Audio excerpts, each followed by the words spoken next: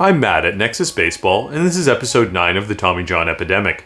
This series is a YouTube read of content from the book Plague of the Gods, an outsider's perspective on baseball's Tommy John epidemic, which is available now on Amazon. I decided to put this content on YouTube to make the material as accessible as possible. This series examines the science behind the most superhuman action the human body can produce, accelerating a baseball up to 100 miles per hour.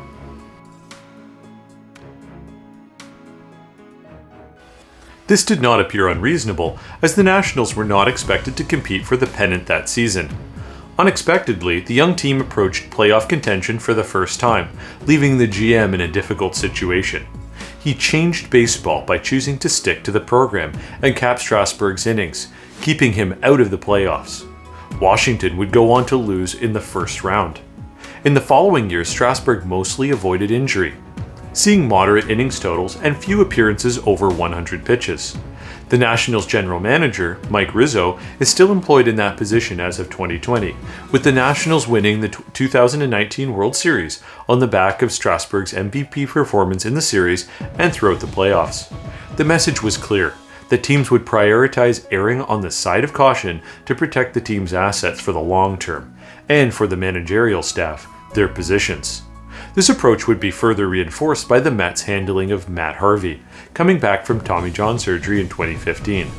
The Mets had imposed innings limits similar to those the Nationals had used with Strasburg after discussions with Harvey and his agent Scott Boras. They did so by attempting to utilize a six-man rotation.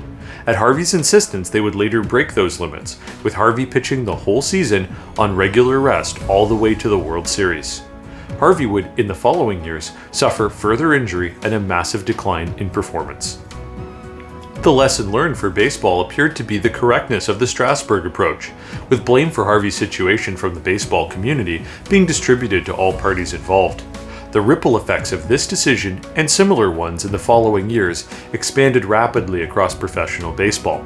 Teams seemingly decided to not necessarily impose strict innings limits, but instead would avoid abuse by limiting the starters' pitches per start, using Jazzoleri's arbitrary start point of 100 pitches to avoid the appearance of abuse. The reason for this was both the optics of avoiding perceived abuse and that mathematically it would keep starting pitchers at innings totals that no one would find objectionable in comparison to recent historical norms. There was no specific scientific basis for these changes. Mike Rizzo's 160 innings was an arbitrary number chosen based on historical comparatives to try to stave off injury in Strasburg. Jazzoleri admitted that 100 pitches was just a starting point to illustrate his point. These arbitrary choices started to become concrete rules across baseball. At a coaching conference in February of 2018, Hall of Fame pitcher and broadcast voice of the Detroit Tigers, Jack Morris, gave a presentation on his MLB career and current views. He asked the rhetorical question, who was Mr. Pitch Count? Not being able to determine how a key element of modern baseball pitching had been so thoroughly instituted. The answer was that it was not a single individual, but a groupthink progression. No team decision-maker wanted to be the one left holding the bag when the blame game started. Their careers were at stake. When a team manager would see their starting pitcher approaching 100 pitches, they were instructed to tread carefully, only keeping them in the game if absolutely necessary for success. The natural result of this limiting of pitches thrown meant that for most starters, throwing between 15 to 20 pitches average per inning, they would see at most 5 or 6 innings per start.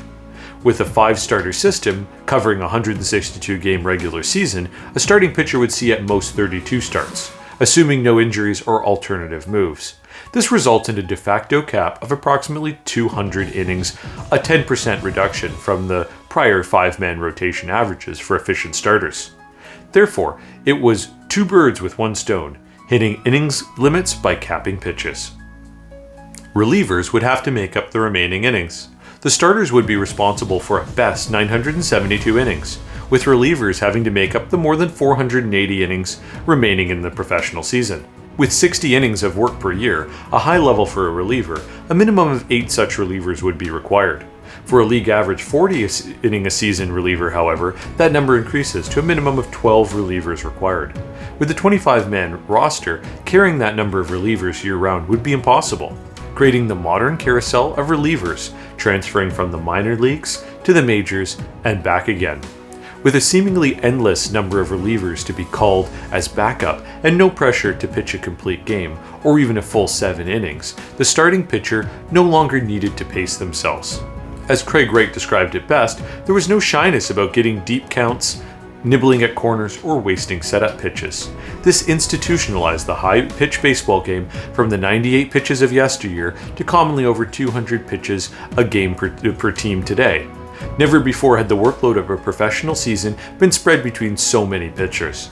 With this drastic reduction in individual workload, the expectation was reductions in pitching injuries in general and UCL reconstruction specifically. The trend, however, has been the complete opposite.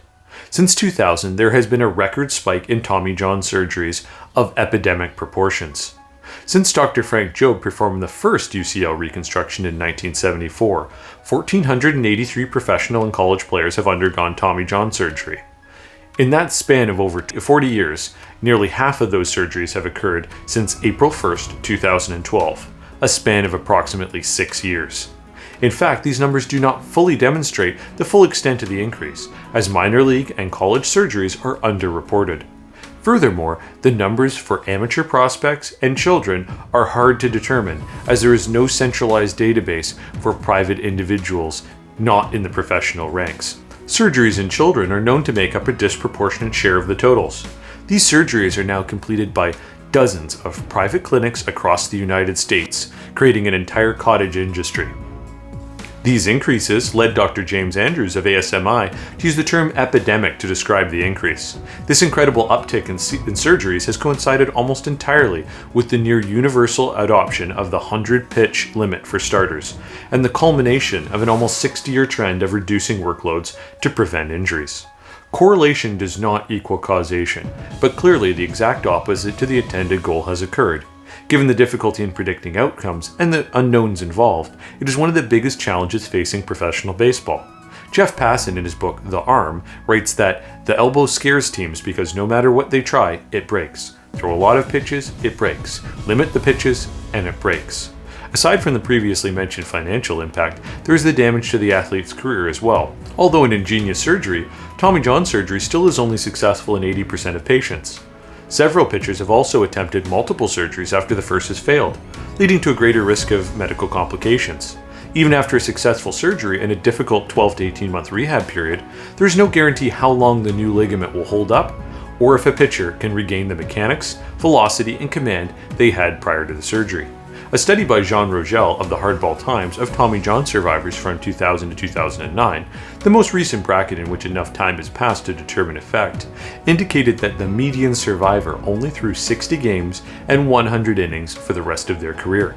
This equates in modern baseball to going through the rehab process to extend a starting pitcher's career by just half a season. In 2014, the then MLB commissioner, Bud Selig, demanded action on the issue of this rapid explosion in surgeries.